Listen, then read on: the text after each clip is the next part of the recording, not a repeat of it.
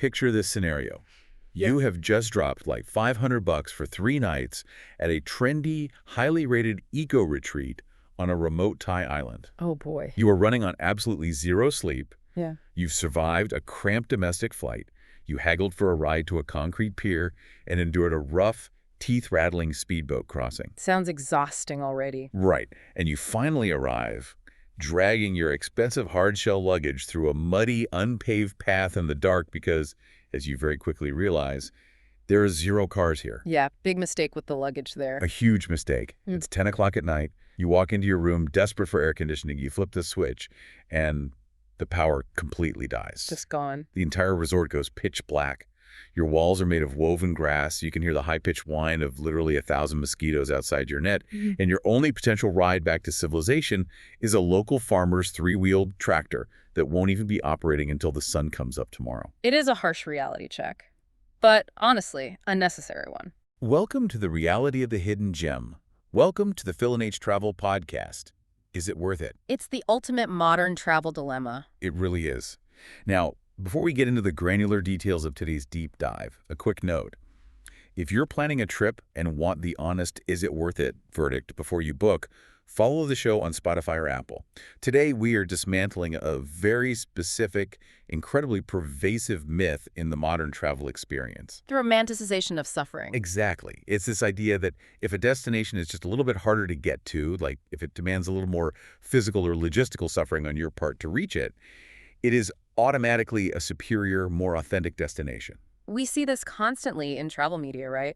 We basically equate access friction with cultural purity. We convince ourselves that the difficult journey acts as a filter, keeping the tourists out while rewarding the true travelers. Yeah, I am calling nonsense on that right out of the gate. Let me give you an analogy and tell me if you think this maps onto what we are talking about today. Let's hear it. Are we, as travelers, just suffering from the exclusive nightclub illusion? Oh, I know where you're going with this. You know the exact phenomenon I'm talking about. Yeah. You wait in a freezing line for 2 hours on a sidewalk behind a velvet rope.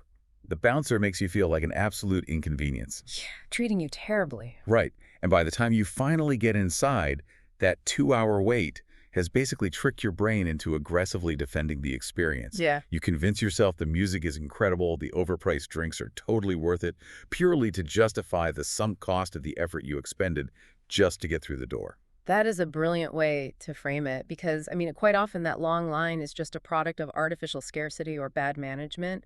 And the party inside, it might be crowded, it might be loud, and not your scene at all. Exactly. The suffering didn't make it better, it just made you defensive about your own choices. Which brings us to the very specific target of our deep dive today. We are looking at a comprehensive, incredibly detailed 2026-27 travel audit of Koh Phayam. Such a fascinating case study right now. It really is. For those who aren't currently staring at a map of the Andaman Sea, this is a small, kangaroo-shaped island off the west coast of Thailand, accessed via a mainland border town called Ranong. The headline appeal here, like the shiny brochure promise, is slow, old-school beach time. No high-rises, no massive tourist complexes, just you, a hammock, and the sunset. But our mission today is not to read you a brochure. We are going to perform a relentless, highly practical due diligence check using this audit. Right. Our single goal is to answer one question for you.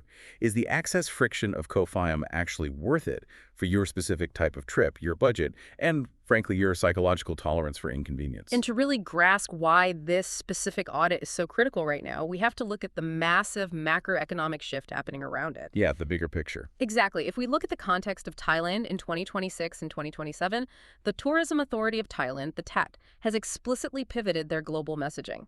They are aggressively leaning into higher value, sustainable tourism. Moving away from the backpacker haven image. Right. They are broadcasting a focus on wellness, on quality-led economic growth, and on distributing tourism dollars away from the bursting, oversaturated hubs like Phuket, Pattaya, or Krabi. And we cannot ignore the financial mechanism they are using to signal this shift. Right. We are talking about the heavily debated $9 tourist entry fee. Yeah, the entry tax. They are literally placing a surcharge on the concept of visiting the country. Precisely.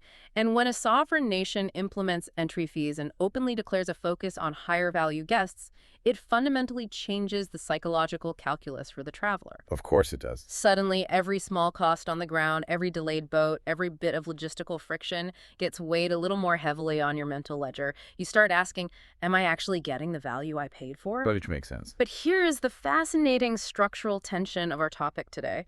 While the entirety of Thailand is pushing for this polished, high-value, high-yield tourism model, Koh Phayam remains defiantly, stubbornly low-rise and low infrastructure. It's like it's frozen in time. It really is. Its entire value proposition isn't derived from luxury polish. It's derived from incredibly low overhead, raw, unfiltered beach access, and a dramatically slower pace of life. It is pulling in the exact opposite direction of the national trend. It sounds like a geopolitical time capsule. Mm.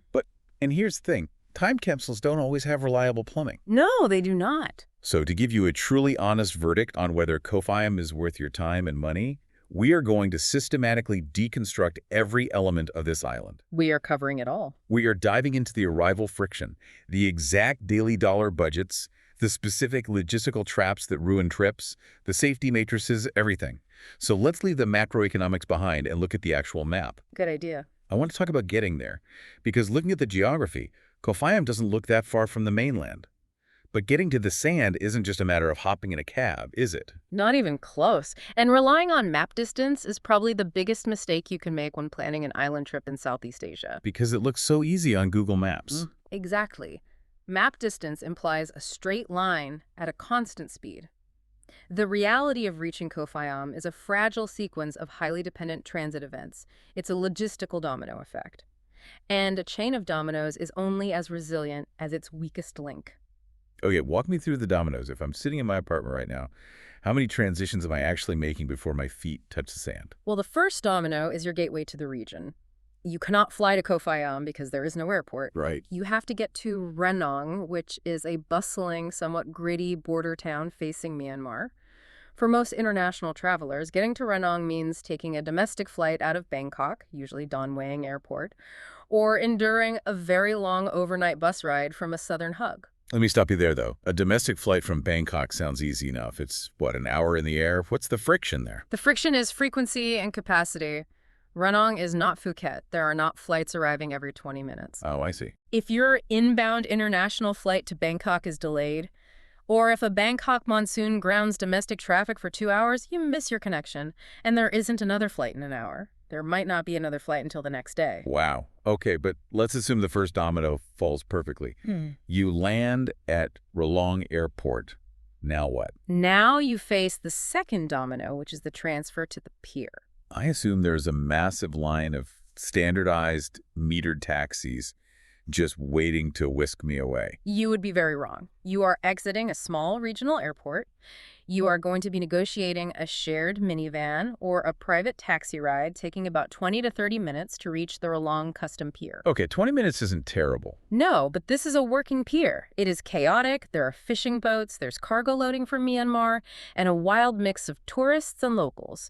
And this is where you encounter the third domino, the water crossing itself. I know from the source material that we have a couple of options for this crossing. Break down the marine logistics for me. You basically have two choices, and they completely dictate the vibe of your arrival. The most practical choice, and the one the vast majority of tourists take, is the speedboat. It takes roughly 40 to 50 minutes, depending on the swell. Okay, and the other option? The alternative is the slow, traditional wooden ferry. That takes around 2 hours, maybe a little more if it's heavily loaded with cargo. What are we talking about in terms of cost for these boats? The online fare ranges sit anywhere from $5 up to about $18. That variance depends entirely on the type of boat you select and whether you book through an aggressive online third-party platform or just buy a ticket directly at the pier. Honestly, $5 to $18 for a boat ride across the Andaman Sea isn't terrible at all. But let's talk about the physical experience of that speedboat. Because the word speedboat sounds glamorous. It sounds like James Bond in Monaco. I have a feeling it is not James Bond. It is the absolute furthest thing from James Bond. Excellent. These are multi-engine, fiberglass utility boats packed to absolute maximum capacity. You are wearing a bulky orange life jacket that smells vaguely of mildew.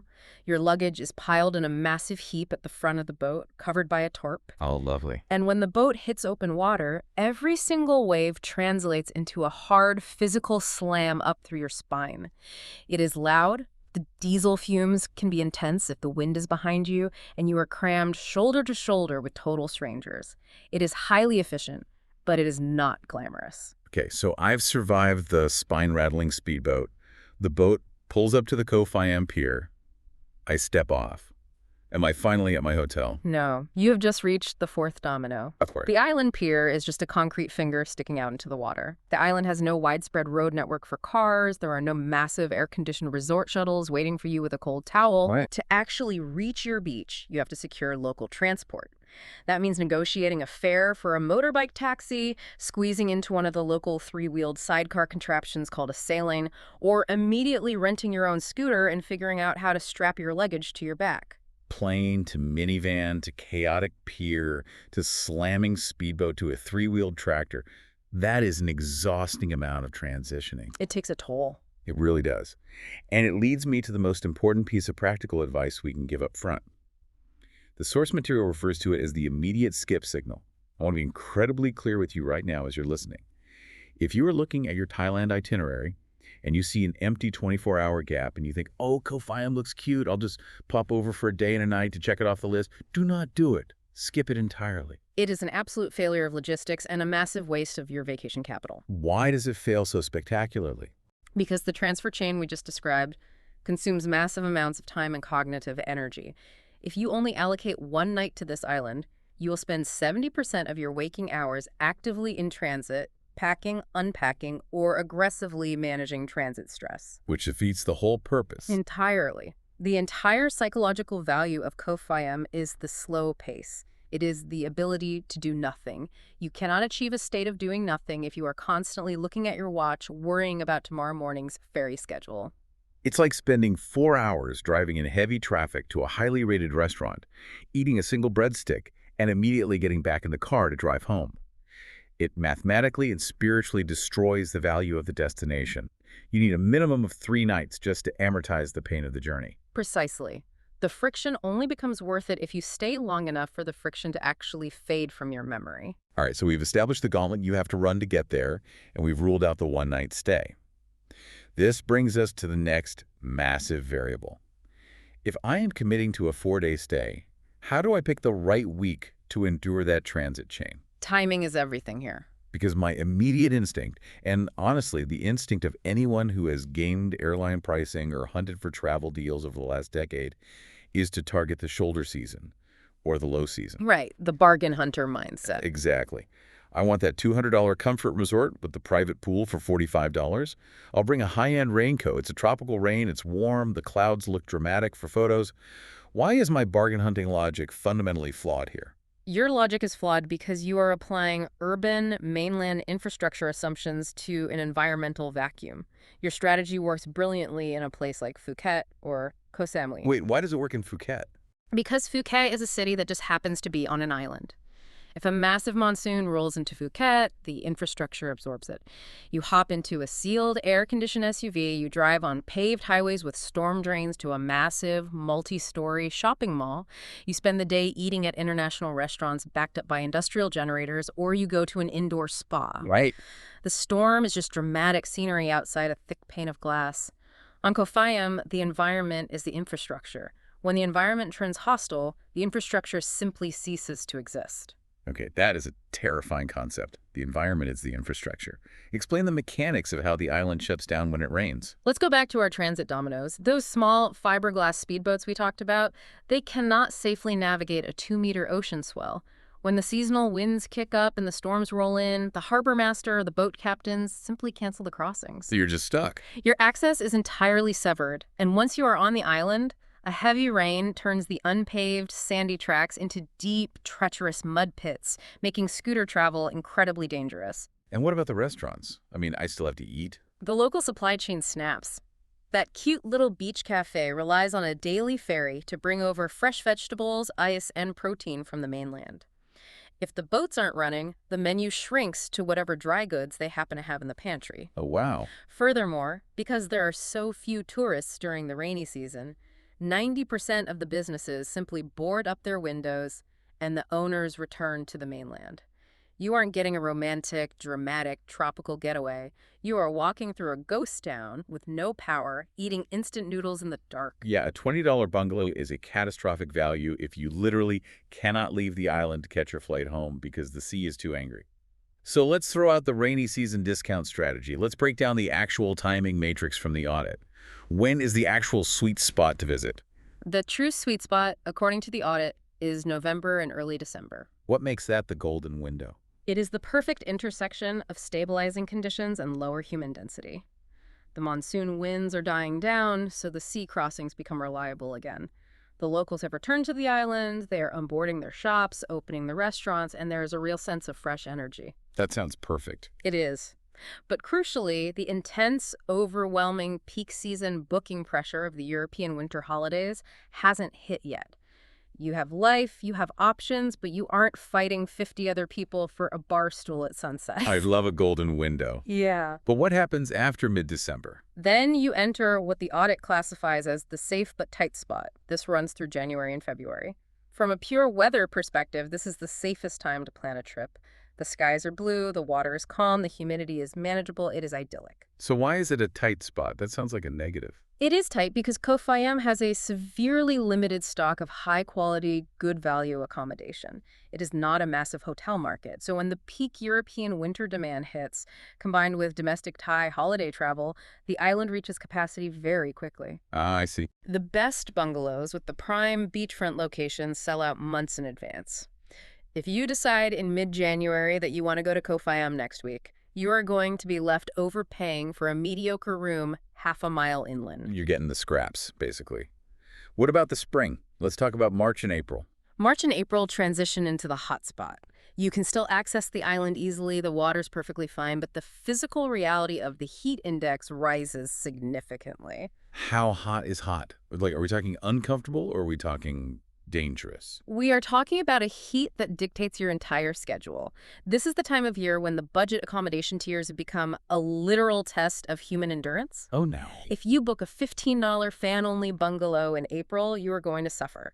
The tin roof absorbs the sun all day, the room becomes a radiant oven, and the single oscillating fan just pushes hot air across your sweating body.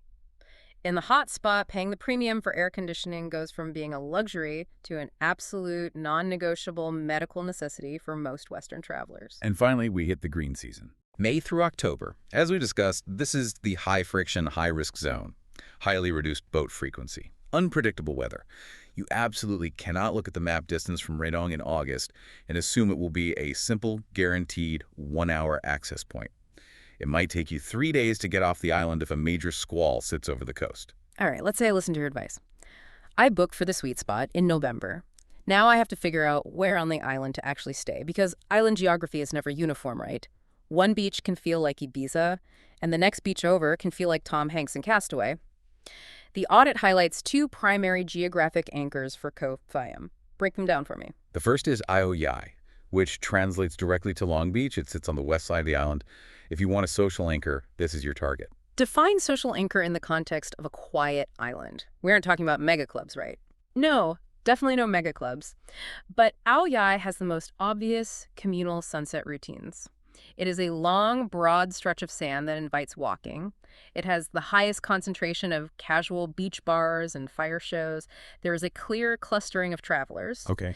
The strategic advantage of Aoyai is convenience. If you want to be able to wake up, walk out of your room, and immediately have 5 or 6 different easy choices for coffee or dinner without having to start a motorbike, you target Aoyai. And what is the alternative if I want something more isolated? The alternative is Ao Khao Kwai, which is known as Buffalo Bay.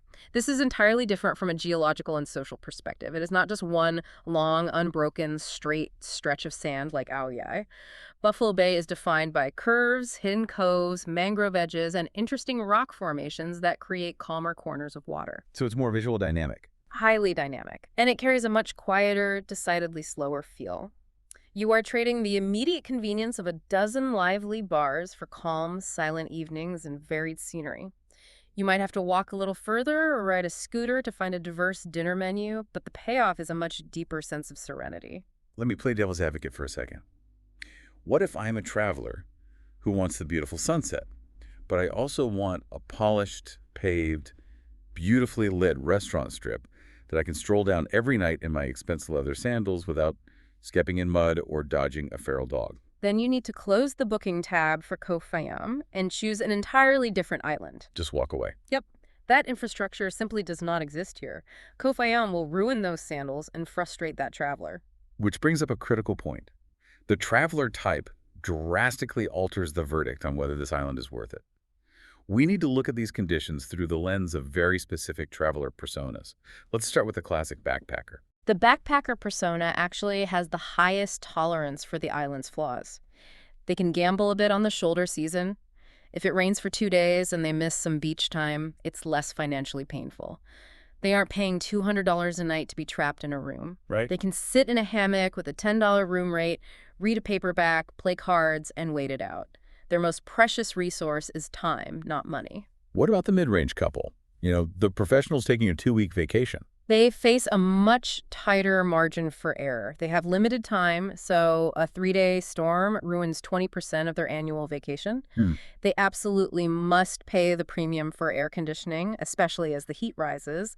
And they need to prioritize location so they aren't wasting their precious vacation days haggling for tractors in the mud. Let's talk about the family dynamic. Let's say 2 adults, 2 kids under 10. Families must avoid the weather uncertain months entirely. Full stop. Really, no exception. Unless they are hardcore veterans of Thai island logistics who have done this a dozen times, yes.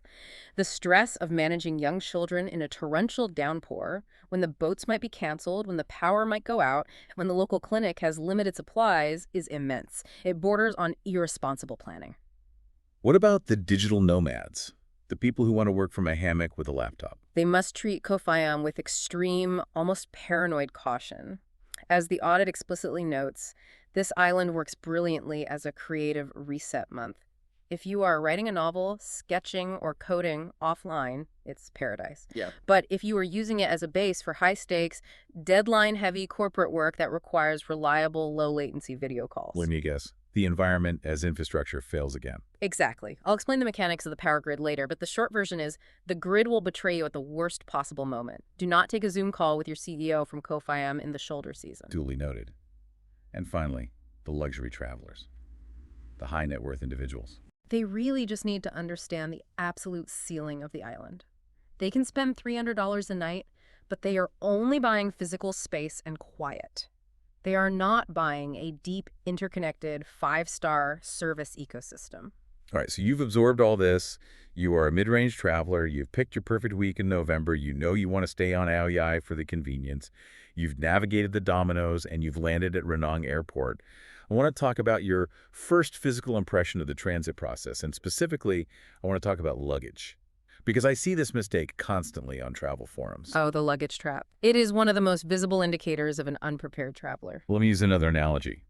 Bringing a pristine, hard-shell, 4-wheeled rolling suitcase, like a giant $1,000 Rimowa to Koh Phayam, sounds like bringing a lowered, highly tuned sports car to a muddy hiking trail. Yes. It is technically, physically possible to force it down the path, but you are going to look incredibly foolish, you're going to damage your expensive equipment, and you are going to suffer immensely in the process. That is a painfully accurate visualization. Rolling suitcases are an absolute unmitigated nightmare on this specific route. Let's trace the journey of that suitcase. You have to drag it across the chaotic, often wet concrete of the Ranong Pier. You then have to hand it to a deckhand who is going to literally hurl it over the side of a fiberglass speedboat, where it will be stacked under 30 other heavy bags and a wet tarp. The Rimowa is already crying. It gets worse. When you arrive at the Koh Phayam Pier, there are no paved sidewalks to roll it on. You are dragging it over uneven concrete planks, then through deep, loose sand. And when you finally hire a motorbike taxi, the driver is going to look at your massive suitcase, balance it precariously on the gas tank between his legs, and navigate deeply rutted dirt tracks while you cling to the back. Oh, man. The audit is explicit about this. Bring a durable backpack, or at the very least, a rugged, soft-sided duffel bag that you can physically carry on your shoulder. If you cannot carry all your luggage up a flight of stairs by yourself, you have packed wrong for this island. Let's stick with the transit math for a moment, specifically the timing of your arrival in Ranong, because I know from experience that if you mess up the clock, the legendary cheapness of Thailand evaporates before you even see the ocean. This is a critical structural point of failure for many itineraries. The entire transit chain operates on daylight and reliable schedules. If your inbound flight from Bangkok or your bus from the south arrives in Ranong early in the day, say 10:00 a.m., the transfer to the island feels relatively seamless. Okay. The boats are running, the sun is shining, the connections make sense. But what if my flight gets delayed, or I try to be clever and book a cheap flight that lands at 4:30 p.m.? Then you are entirely at the mercy of the harbor master in the sun. The speedboats do not run in the dark. If you arrive late afternoon, you are facing the very real reality that the last boat has already left the pier. And if the last boat is gone, I can't just call an Uber boat. No. If you miss that boat, you are immediately forced into a forced Ranong overnight stay. Let's look at the financial damage of that mistake. You instantly have to add $20 to $60 to your budget for a last-minute transit hotel in a town you didn't want to visit. You have to add another $5 to $15 for local tuk-tuks or taxis to get from the pier to the hotel and then back to the pier the next morning. You have to buy dinner in town. And the worst part isn't even the money. The worst part is the psychological penalty. You have lost an entire precious evening of your hard-earned vacation. Instead of sitting on a beach with a cold beer watching the sunset, you are sitting in a sterile transit hotel near a border town, stressing about an alarm clock for the next morning. Exactly. The psychological toll of a ruined first night taints the rest of the trip. Okay, let's assume we played it smart. We arrived on a morning flight. We're standing outside the Ranong airport or the bus terminal. We need to get to the pier. I'm assuming we aren't walking. What is the ground transport breakdown there? It is very reasonable if you understand the local systems. To get from the town center or the bus station to the pier, the most economical method is the shared songthae. Explain the songphao for someone who has never been to Southeast Asia. A songthae is essentially a localized public bus, but it is built out of a converted pickup truck. They build a canopy over the truck bed and install two long wooden or metal benches facing each other in the back. You flag it down, jump in the back with the locals, and ring a bell when you want to get off. That ride to the pier will cost you roughly $1. That's incredibly cheap. But what if I didn't listen to you and I have my massive rolling Rimowa suitcase and I can't physically haul it into the back of a crowded pickup truck? Then you are hiring a private motorbike taxi or a dedicated car, which will run you anywhere from $3 to $10, depending on your negotiation skills and the amount of luggage they have to strap down. Okay, so we've paid our dollar, we've taken the songthae, we've survived the spine-rattling speedboat, and we step off the pier onto Koh Phayam. What hits the senses first? What is the immediate visual and auditory reality of arriving? The very first thing that hits you, and it is usually a wave of intense relief, is the scale and the silence. Once you are past the immediate chaos of the pier itself, you realize there is absolutely no big city traffic. There are no massive diesel-belching delivery trucks. There are no six-lane highways. And crucially, there are no massive fortress-like resort gates blocking off miles of the coastline. The scale of the island is immediately intimate. But again, it's not a seamless luxury transition. No. You are greeted by a cluster of local drivers. The transport consists strictly of motorbike taxis, the small three-wheeled sailing sidecars, or rental scooters. You have to negotiate a fare right there on the concrete, load your bags into a sidecar, and bump your way down a sandy track. Sounds like an adventure. Arrival feels utterly magical if you timed the boats perfectly and packed a light backpack. You feel like an explorer. But it feels utterly draining and chaotic if you try to aggressively push a Bangkok to beach itinerary in one day while dragging 60 pounds of hard-shell luggage. All right, so you've navigated the sandy tracks, you've survived the three-wheeler ride, and you've finally arrived at your accommodation. You drop your bags. I want to look at exactly what your money buys on this island, because we established the baseline prices earlier, but prices in a vacuum are meaningless. We need to talk about what those prices actually represent in terms of physical reality, architecture, and comfort on Koh Phayam. This is where expectations constantly clash with reality. The island operates on a fundamentally different standard of infrastructure than the mainland. Right. My core question is this. If there is no massive resort infrastructure, no giant global hotel brands with standardized quality control, what does paying $200 a night actually get you here? And conversely, what misery are you buying for $15? Let's walk through the 4 accommodation tiers identified in the audit. Start at the bottom, the backpacker tier.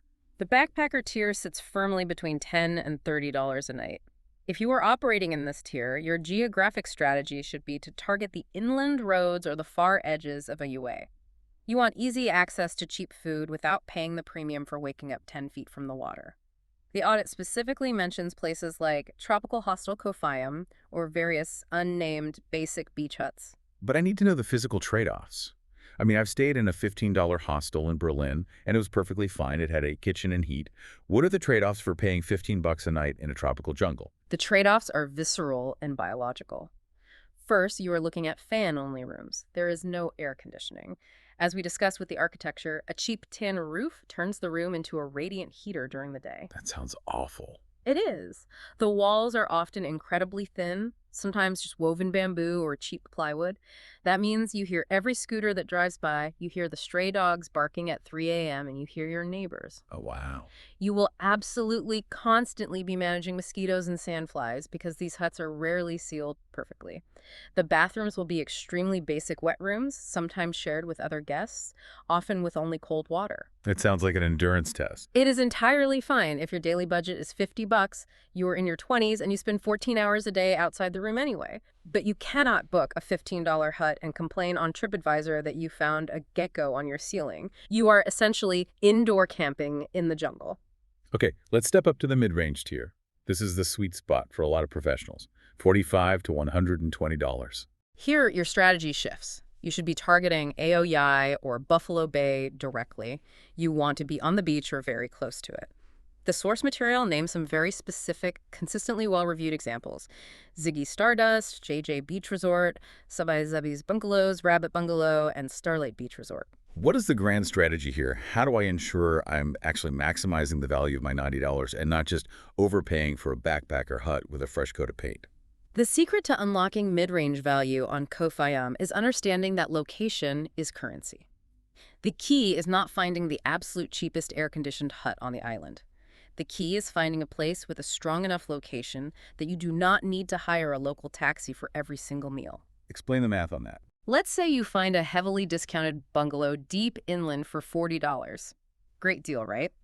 But it's a 2-mile walk in the dark to the nearest cluster of good restaurants. So every night, you are paying a motorbike taxi $5 to get there and $5 to get back. Plus, you want to go to the beach during the day, so that's another $10 in transport. Suddenly, your $40 room costs you $60 a day, plus the massive headache of constantly waiting for rides. So the location basically saves you logistics money. Exactly. A good value in the mid-range is paying $80 for a room that has a 5-minute walk down the sand to 4 different cafes. You are paying a premium for the elimination of daily friction. You want a solid sealed room with reliable AC, a good beachfront or garden position, and walkable food. That is a phenomenal, highly practical tip. Walkable food equals budget control. What about the family tier? We said families face unique challenges here. The pricing sits between $80 and $180. Families are playing an entirely different logistical game than backpackers or couples. A solo traveler can prioritize a beautiful, isolated, deeply quiet bungalow. A family cannot. They must ruthlessly prioritize physical space, powerful air conditioning, highly predictable food, and immediate obstacle-free beach access. Why is isolated beauty bad for a family? I would think a private cove sounds idyllic for kids. Because isolated beauty is a logistical nightmare when you are managing children's biology. If you are far down a beautiful, sandy, deeply isolated track, and your 7-year-old suddenly needs to use a clean bathroom, or constantly demands cold water, or needs a specific snack, or decides they absolutely hate the spicy dinner menu at the one local shack nearby. Right, you're trapped. You are trapped. You are forced to jump on a scooter or call a taxi in the dark for every minor inconvenience. The friction multiplies with every child. So what is the family strategy? Better family candidates are the larger, more established resort layouts around Buffalo Bay or Aoyai, where a comprehensive restaurant is physically attached to the property. You need a base camp that can solve problems internally. Makes sense. But even with that strategy, we have to issue a severe warning. Koh Phayam has very limited family infrastructure compared to a place like Koh Lanta. There are no massive kids clubs, no shallow resort wading pools with lifeguards, and no Western supermarkets to buy familiar snacks. You have to be a highly self-reliant parent to make this work. And finally, let's look at the absolute ceiling, the luxury tier. Yep. $120 to $260, perhaps a bit more in absolute peak season. The high-end options mentioned in the audit are places like the Blue Sky Resort, Fayama's Private Beach Resort, and Heaven Beach Resort. These are the pinnacle of what the island offers. But I want to hold you to the fire on the definition of luxury here, because this is exactly the intersection where expectation mismatches completely ruin expensive vacations. $250 a night in Bangkok buys you a glass tower, a rooftop infinity pool, and a staff of 50 people waiting on you.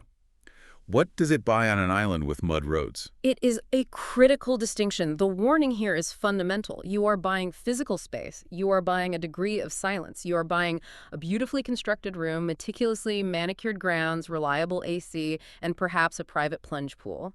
You are not buying a global, interconnected, five-star service ecosystem. Define that ecosystem. What is actually missing? What is missing is the deep, invisible infrastructure of luxury. There is no omnipotent concierge desk that is going to magically organize a bespoke, catered yacht charter at an hour's notice. There is no sommelier. Wow.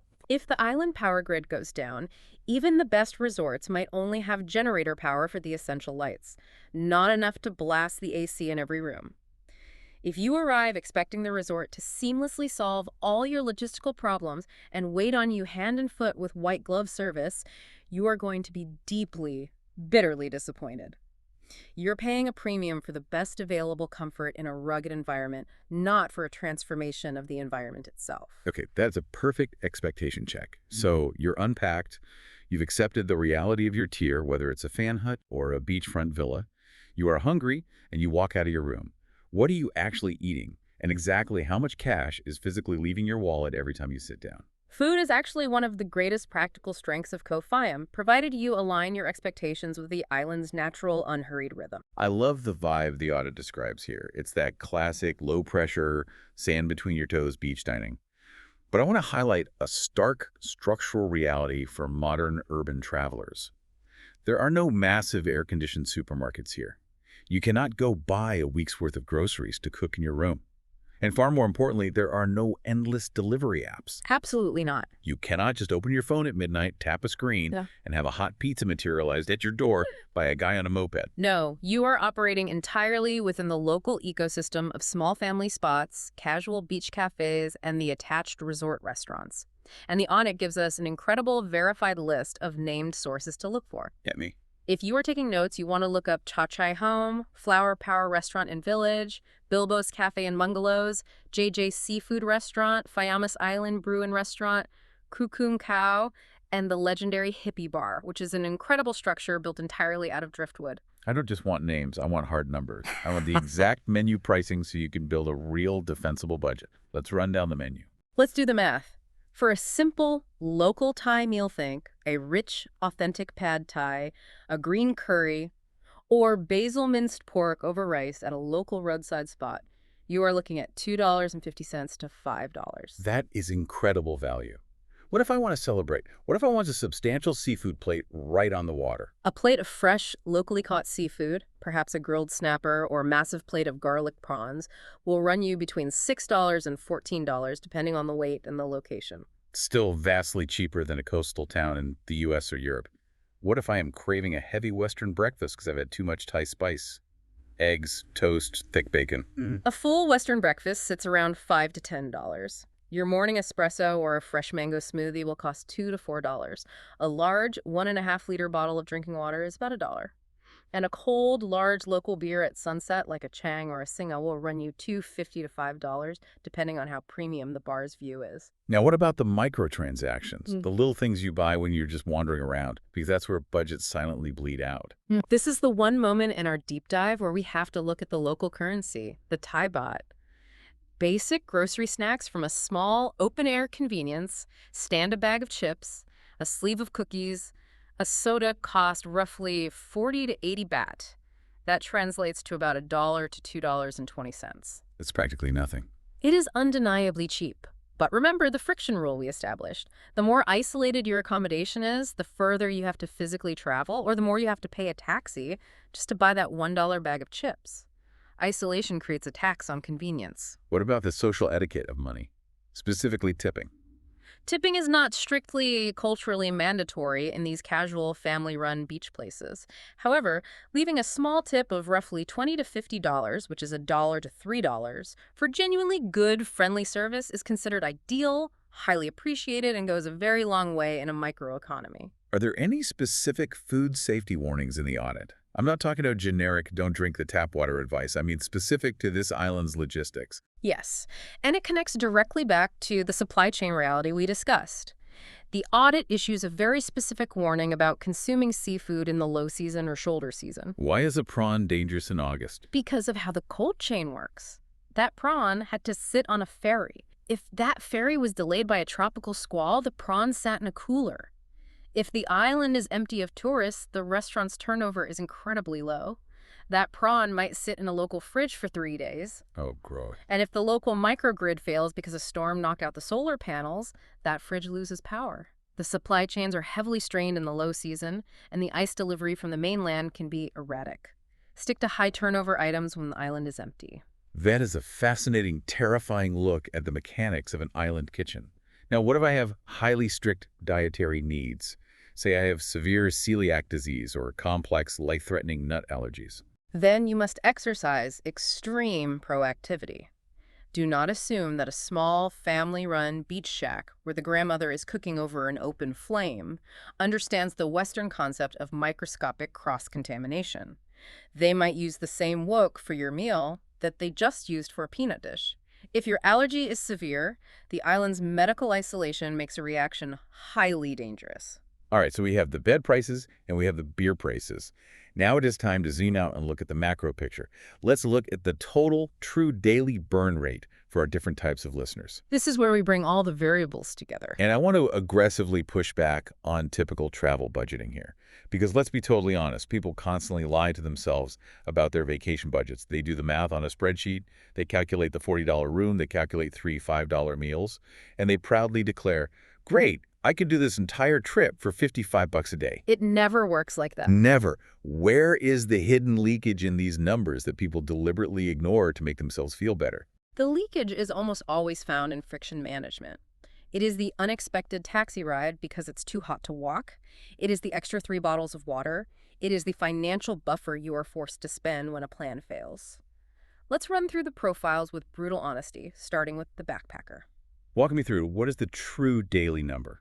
The true realistic daily burn for a backpacker is $35 to $55 a day. 45 is a very comfortable, sustainable target once you are actually standing on the island. That breaks down to roughly $15 for a basic fan room, $15 for 3 local meals, and the remainder for a shared transport ride and a couple of sunset beers. But where does the backpacker budget leak? This budget instantly collapses if they fail the transit dominoes. If they arrive in Ranong late and need a $30 transit hotel, they have just blown their entire daily budget before seeing the island. It also fails if they get impatient and hire private taxis instead of waiting for the shared songthaew. Okay, what about the mid-range traveler? The couple seeking comfort? The mid-range sweet spot is $85 to $135 a day per person. That gets you a $50 to $70 share of a very strong, air-conditioned room, $30 for nicer food, Western breakfasts and cocktails, plus scooter rentals or taxis, and maybe a daily massage on the beach. What defines bad value in this tier? Bad value is paying $100 for a mediocre aging room half a mile inland purely because you booked too late in January and then having to spend another $15 a day on transport just to reach the beach. Now let's talk about the family of 4. 2 adults, 2 kids. Prepare me for the real damage.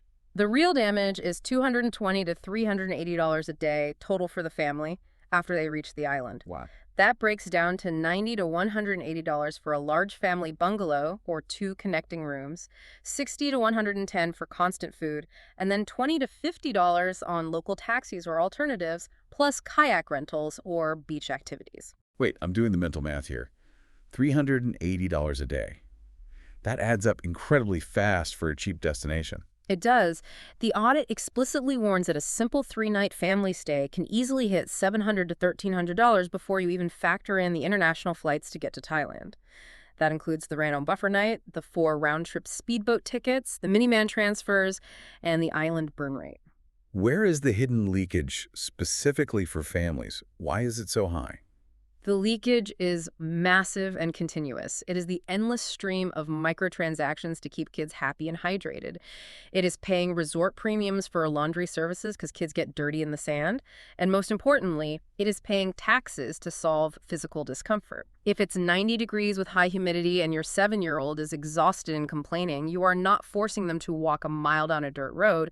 You are instantly paying $5 for a 3-wheeler. Those decisions add up multiple times a day. That makes total sense. Comfort costs money. What about the luxury budget? That sits at $260 to $520 a day. You're spending up to $260 on the best room available, over $100 on high-end food, imported wines and drinks, and paying premiums for private handling and air-conditioned transfers where available. What is the danger here? I mean, they obviously have the money. The hidden danger here isn't budget leakage, it's value leakage. The danger is spending $500 a day, looking around and realizing that the island structurally cannot deliver an experience worth $500 a day. You are massively overpaying for the island's capacity. You hit the ceiling of what the infrastructure can provide, and the rest of your money is just vanishing into the ether. And finally, the digital nomad, doing a full 1-month stay. They are looking at a monthly burn of $1,250 to $2,250. That's up to $1,200 for a long-term air-conditioned bungalow, $700 for food, $200 for a long-term monthly scooter rental, plus constant spending at cafes to use their Wi-Fi and transport buffers. Is it actually a good spot for them? As we touched on earlier, it is phenomenal for an offline creative reset. It is terrible, and I cannot stress this enough, terrible for high-stakes, deadline-heavy video calls. I want to drill down into that. Mm-hmm. Why does the power fail? It's 2026. Don't they have massive solar arrays? Island power isn't a magical outlet in the wall connected to a mainland nuclear plant. It is a fragile, localized microgrid. It relies heavily on private solar arrays and massive diesel generators. To run a diesel generator, you need a constant supply of diesel. Right. To get diesel, you need heavy cargo boats to bring physical barrels over from Ranong. When a 3-day storm hits, the solar arrays generate absolutely nothing. Simultaneously, the sea gets too rough for the heavy, slow diesel barges to cross the strait safely. The fuel runs out, the batteries deplete, and entire sections of the island simply go dark until the weather breaks. Your Zoom call will drop, and it will not come back online. All right, so your budget looks great on paper. You've planned your daily spend. You understand the infrastructure. But that entire budget will instantly collapse if you fall into one of the island's 3 specific logistical traps. I want to expose these because these are the structural realities that routinely cost unprepared travelers significant money and stress. These traps are the ultimate test of your travel due diligence. You know, these traps sound exactly like video game pitfalls. You're walking along, you think you found a clever shortcut or a cheat code, but suddenly the floor drops out. You lose a life, or in this case, you lose $100 and a full day of your vacation. Let's expose them so you can jump over them. What is trap number 1? Trap 1 is the last boat chain trap. We talked a bit about the dominoes earlier. Explain the psychological mechanism of this trap. How do smart people fall into it? The mechanism is pure, unfiltered optimism. Travelers sitting in their living rooms price out the ferry online. They see a boat leaves at 4:00 p.m. They see their flight lands at 2:30 p.m. They think, perfect, an hour and a half is plenty of time. Seems logical. They forget that they are managing a highly fragile chain of physical reality.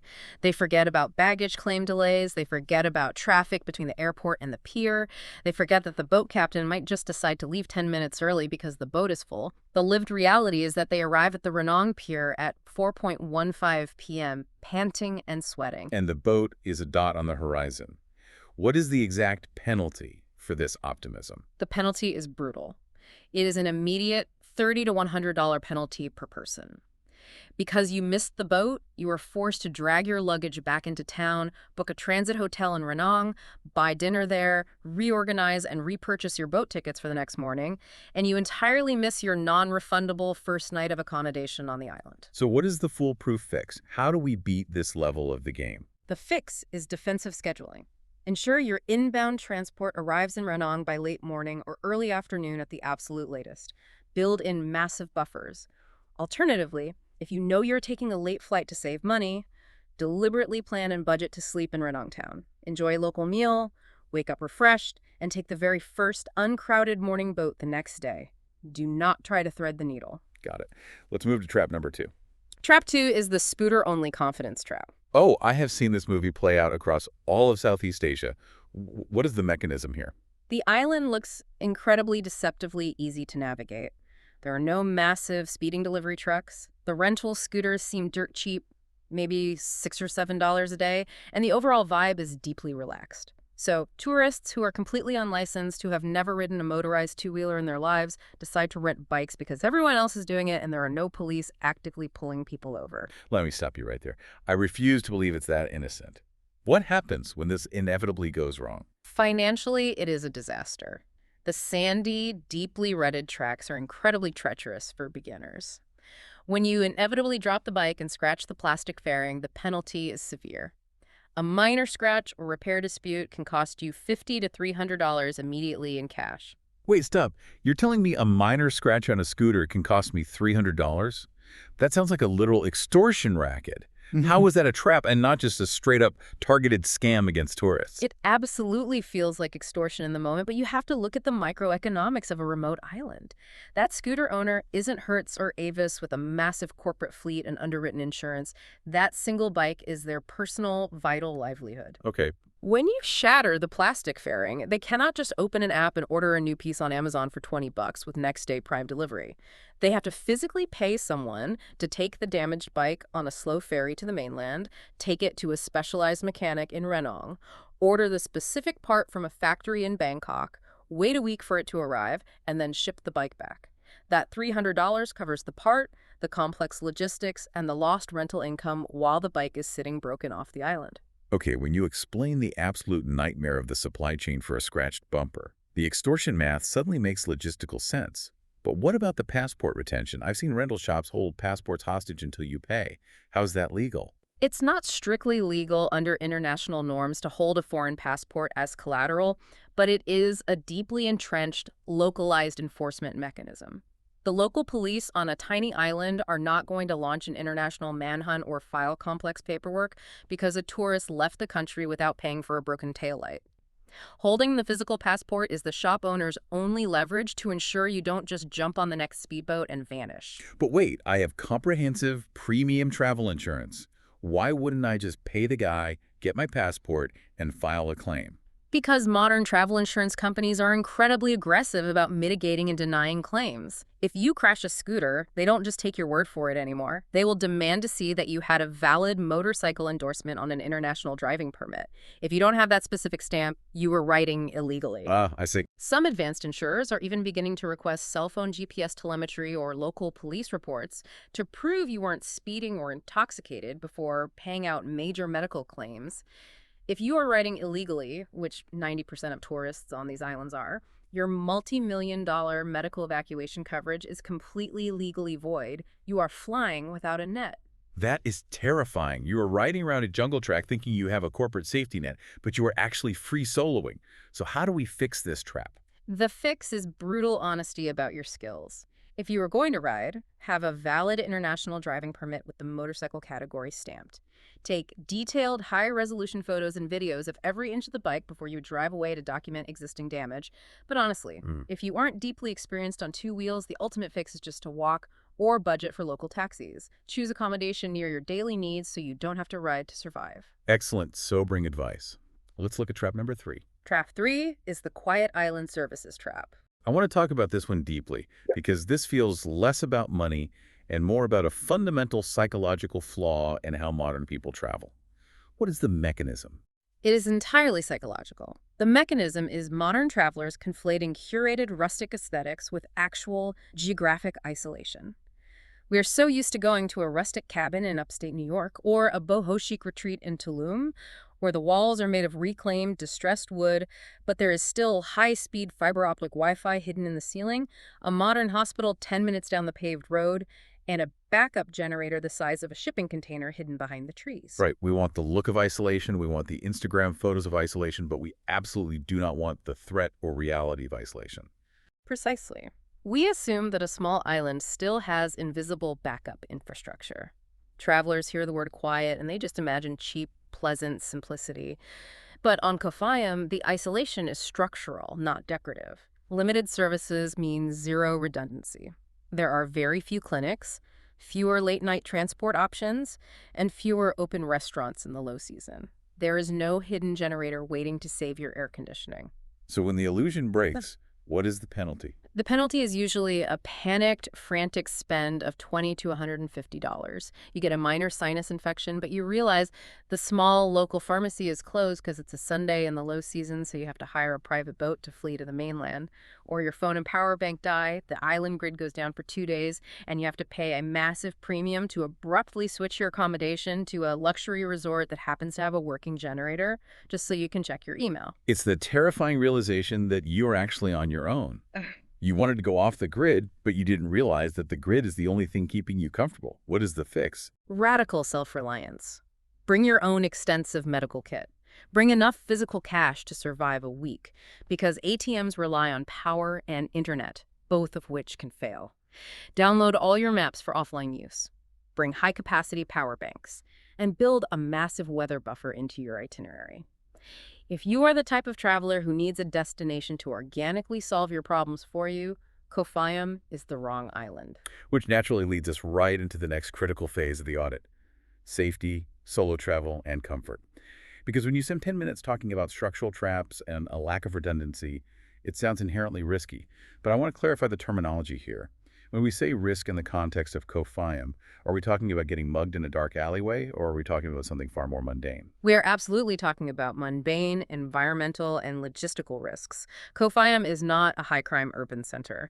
The audit outlines a very specific true threat matrix for this island, and human malice is at the very bottom of the list. Let's run through that hierarchy. What is the absolute #1 threat to a traveler's safety here? Transport. Specifically the scooter falls we just discussed.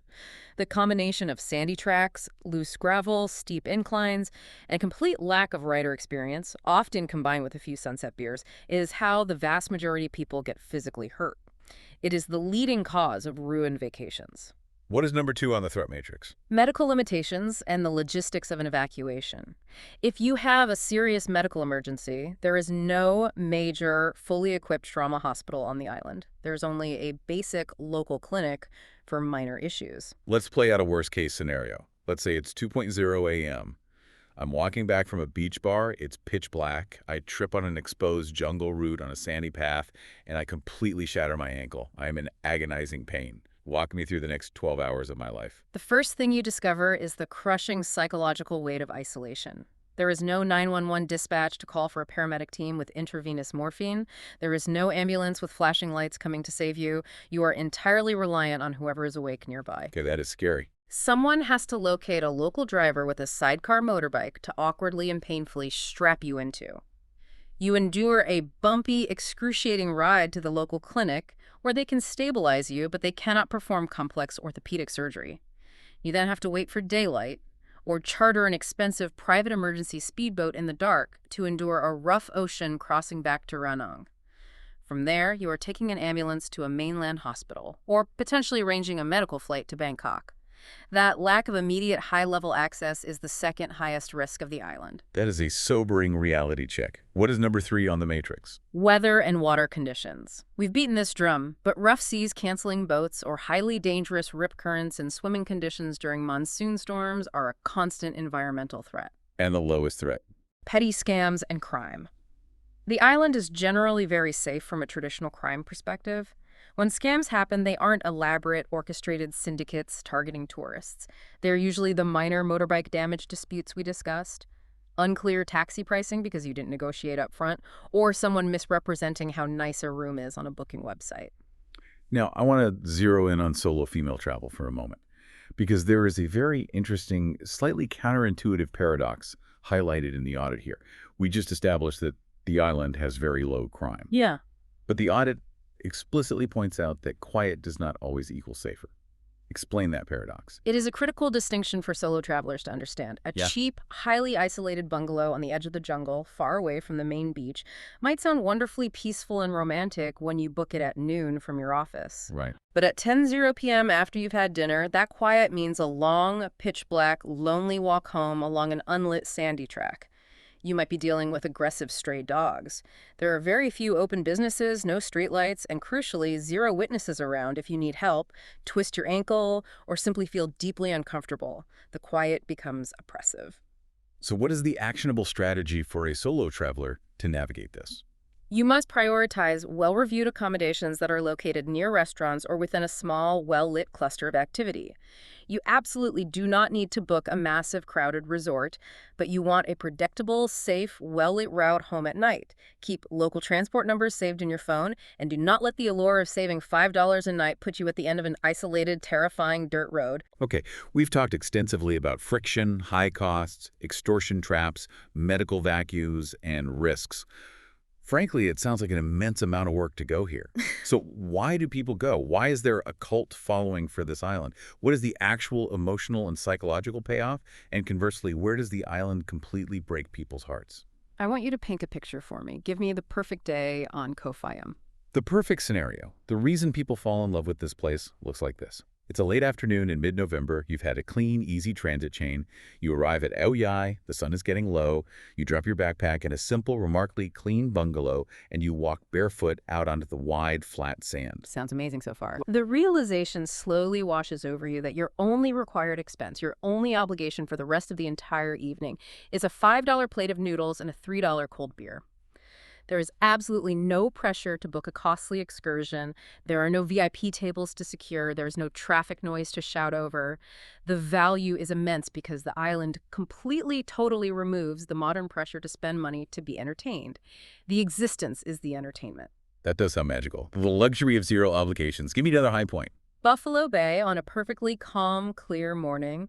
The geography is so varied with the hidden coves and the quiet mangroves. You can have these incredibly slow, entirely schedule-free days where the biggest decision you make is which hammock to read in. A long, lazy 2-hour lunch at a wooden beach shack, watching the tides slowly roll in, completely justifies the entire exhausting routing to get there. It is the antidote to modern burnout. Okay, flip the coin.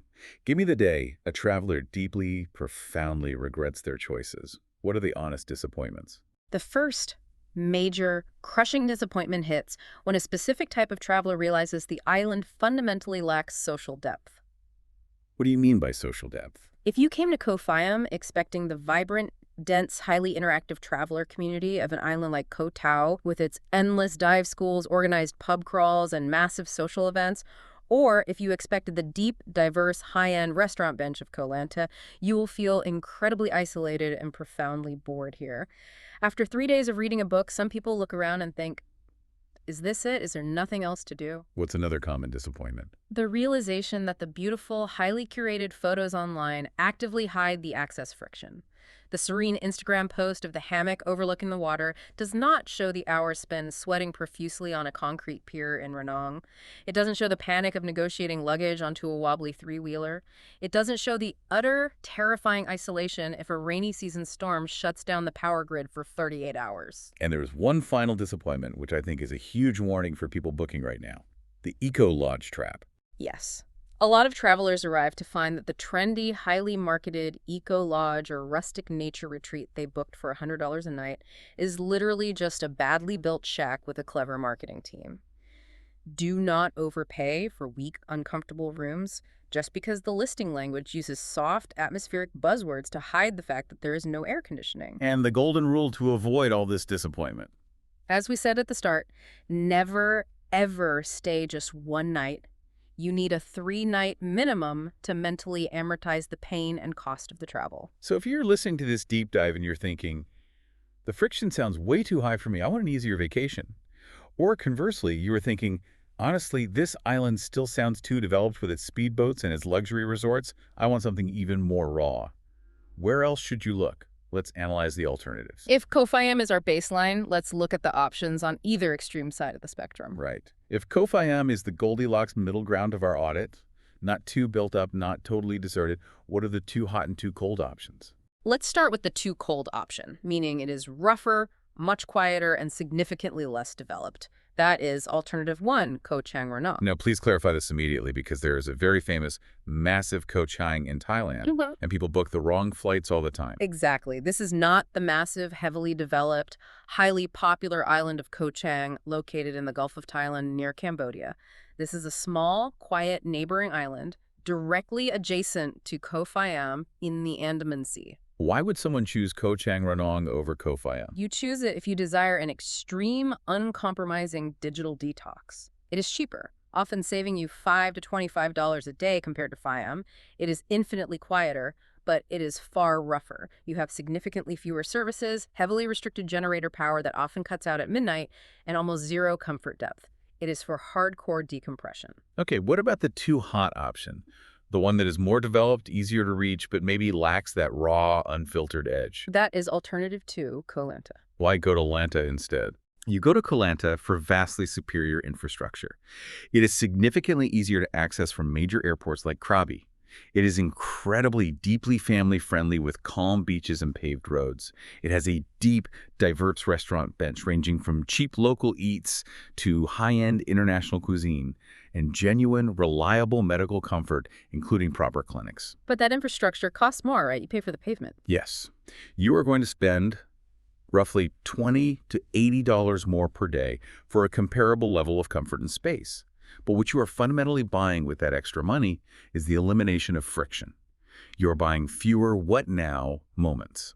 If it rains on Koh Lanta, you can still easily hail a car taxi, drive on a paved road, and sit in a great indoor air-conditioned cafe.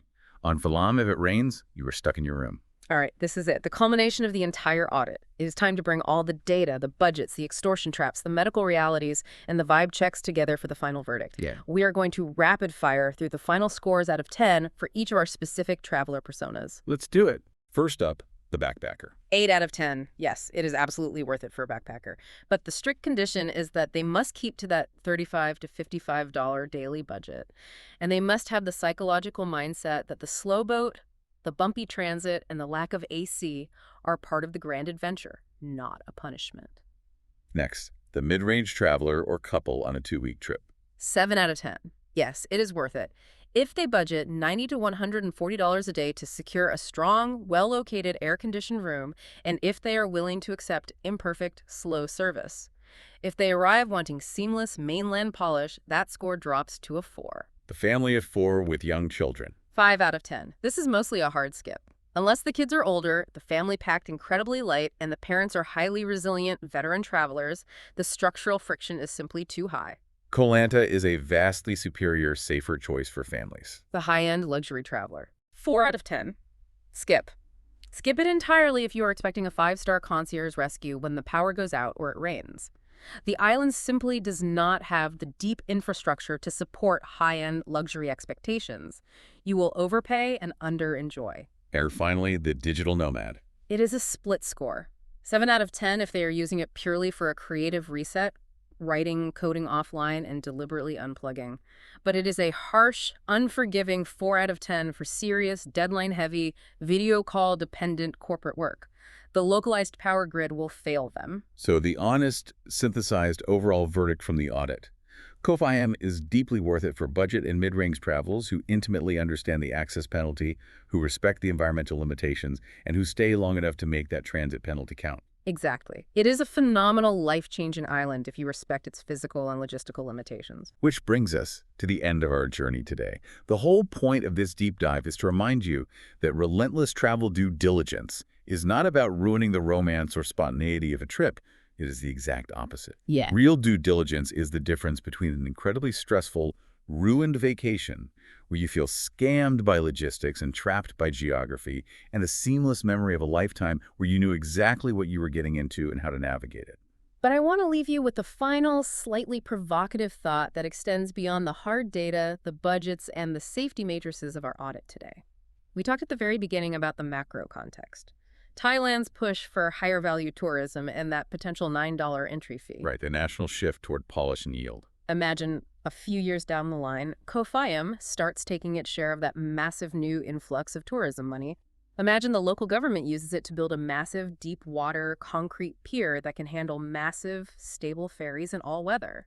Imagine they pave all those muddy, sandy tracks into seamless, multi-lane asphalt roads. Imagine they build a state-of-the-art medical clinic and bring in a massive underwater cable for reliable 247 grid power to support massive, branded luxury resorts. In doing so, they completely eliminate every single piece of logistical friction we just spent an hour discussing. They solve all the problems. They make it perfectly easy. Exactly. But if they fix all the problems, if they fix all the problems, does the island lose the exact magic that makes people love it today? Is the inconvenience, the sheer unyielding difficulty of the journey, actually the island's greatest and most protective feature? It goes right back to the nightclub line. If there is no line outside, if anyone can just walk in without effort, is the party inside still exclusive and special? Or is it just another crowded, empty room? It is a fascinating paradox of travel. Something for you to mull over as you plan your next trip and weigh the value of friction. If this gave you the honest verdict you needed, follow the show. New episodes drop every day. That is the honest verdict from Phil and H.